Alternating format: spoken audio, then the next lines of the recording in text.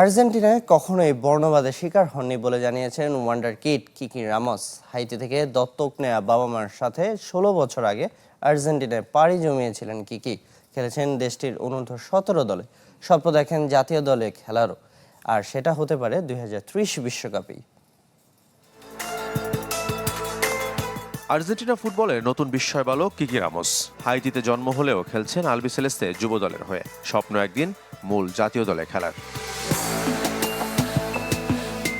প্রতিভাবান এই কিশোরের কথা এতদিনে সবাই জেনেছে, এবার প্রথম মুখ খুললেন। রেডিও লা রেদকে সাক্ষাৎকার দিয়েছেন কিকি। সবার আগে বলেছেন আর্জেন্টিনাকে ঘিরে ওঠা বর্ণবাদের অভিযোগ সম্পর্কে।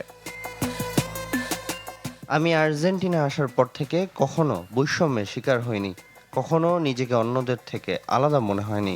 আর্জেন্টিনাকে বর্ণবাদী দেশ বলা হয়, কিন্তু আমার কাছে সেগুলো শুধু কথার কথা। আর্জেন্টিনা একটি দারুণ সুন্দর দেশ। বাংলা কিউআর যেখানে নগদ পেমেন্ট সেখানে। সারা দেশে 10 লাখেরও বেশি মার্চেন্টে নগদে পেমেন্ট করুন খুব সহজে। ২০১০ সালে হাইতি থেকে চলে আসেন আর্জেন্টিনায়। তখন তার বয়স মাত্র 1। সে বছর ভয়াবহ ভূমিকম্পে দুর্যোগ নেমে এসেছিল ক্যারিবিয়ান দেশটিতে। 3 শিশুকে দত্তক নিয়েছিল কিকির বর্তমান বাবা মা। ভূমিকম্পের আগেই আমার দত্তক নেওয়ার সব কাজ শেষ হয়েছিল। ভূমিকম্পের সময় আমি তখনও এতিমখানায় ছিলাম। ভাগ্যক্রমে বেঁচে গিয়েছিলাম। আমি একটু বড় হওয়ার পর পুরো ঘটনা ভালোভাবে বুঝতে পারি।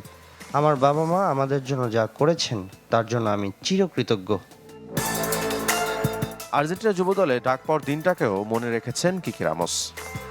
আমি তখন অনলাইনে অঙ্কের ক্লাস করছিলাম। হঠাৎ আমার ফিজিক্যাল ট্রেনারের কাছ থেকে একটি বার্তা আসে, অভিনন্দন। আমি ক্লাসে এতটাই মনোযোগী ছিলাম যে বার্তাটি সঙ্গে সঙ্গে খুলিনি।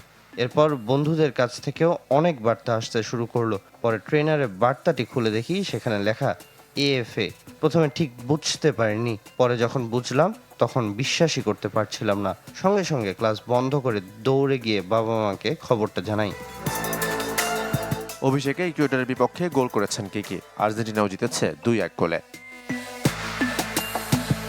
সামনে হাতছানি দিয়ে রাখছে 2030 বিশ্বকাপ। যদি সেই দলে থাকে কিকি রামোসের নাম, তাহলে 57 বছরের মধ্যে তিনিই হবেন আর্জেন্টিনা জার্সিতে প্রথম ভিনদেশী। শাফাত মিদুল, চ্যানেল 24।